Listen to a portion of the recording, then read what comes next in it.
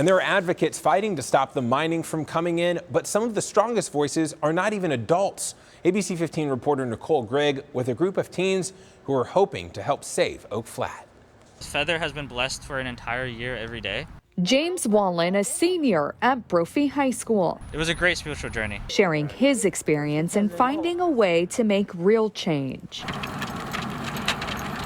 This past weekend, he was part of a 180-mile run from Flagstaff to Oak Flat that took several days. They're fighting to save the land from a land swap that would give Oak Flat to a giant mining company. Just running through the forest, running through the different corridors of the native lands, through the nature. You just take all of it in, and you feel it all within yourself. You become connected back to earth and back to your native community.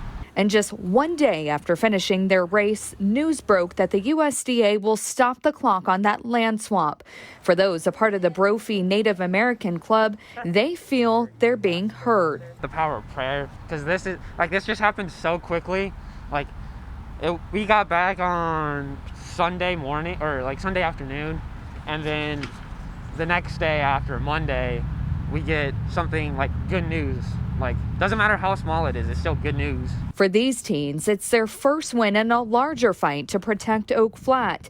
These kids say they're not stopping and say our elected congressional leaders should expect to hear from them next. I would say they're taking away our next generation because we already have a colonization problem and we're already losing our tradition from people our age. They're not as traditional as we should be or were.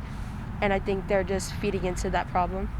These kids pushed themselves to race 180 miles, and now they will use that perseverance and what may be a long road and fight ahead of them.